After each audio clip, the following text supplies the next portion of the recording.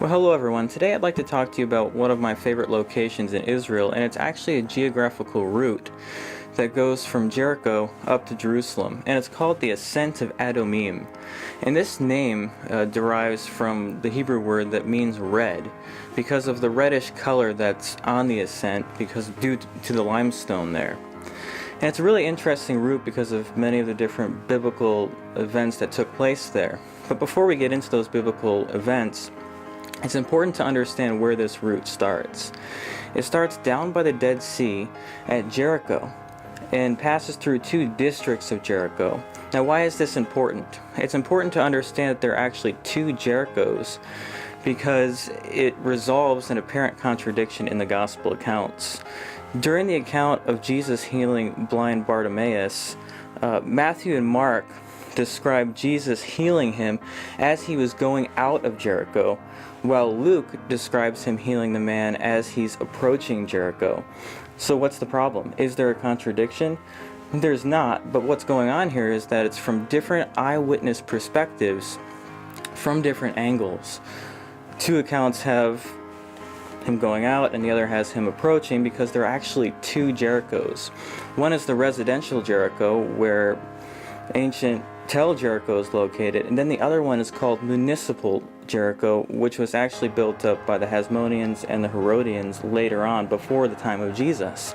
So understanding that there are two Jerichos that this road passes through helps resolve an apparent conflict where there really is no conflict at all. And then from here, the ascent goes up because the Dead Sea is 800 feet below sea level. It's the lowest place on the earth, and this Ascent of Adumim eventually goes up to 3,300 feet above sea level, finally to the Mount of Olives, before it swoops down into the Kidron Valley to Jerusalem. And this is a very interesting route, and there are many geographical features that are important for us to understand and also help attest geographical accuracy in the Bible. And one case would be where in Joshua chapter 15 verse 7, it's describing the border between Benjamin and Judah. And listen as I read. It says, "The boundary then went up to Debir from the valley of Achor and turned north to Gilgal, which faces the pass of Adumim south of the valley," or the gorge. And this valley that it's talking about is referring to a gorge that's called the Wadi Kilt. And valleys or gorges in Israel are called wadis, and they're deep canyons that are very hard to travel in. And that's why travel in Israel in ancient times and even in modern times is along ridges to avoid the deep valleys and canyons that are very, very difficult to travel on. And that's why this Ascent of Adumim goes all the way from Jericho all the way up to Jerusalem and follows the ridges.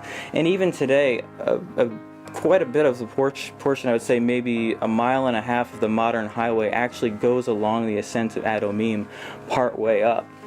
And some interesting things that took place on this route is that Jesus, when he heard about the sickness of Lazarus when he was in Perea, actually took this route to get up to Bethany to heal Lazarus. And another instance would be probably the most famous, where Jesus took this road on his last journey to Jerusalem, where he would die and then rise from the dead. But before that, he rode a donkey from Bethphage over the Mount of Olives into Jerusalem, proclaiming himself as king. So this is a very important route.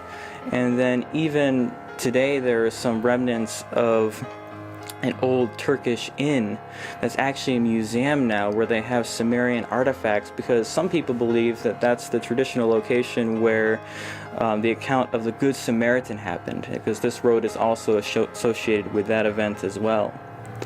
So this road isn't particularly well known among people who travel to Israel, but I would say if you ever get an opportunity to go there, it's very interesting and it's very fascinating to just walk up and to see the very road that Jesus actually walked on. And in addition to this, one amazing feature is that the road goes through the Judean desert, which is also fascinating to see that this was the desert that Jesus walked through on his way to his death, And another fascinating feature is that you can see the Mount of Olives as you're traveling up this road.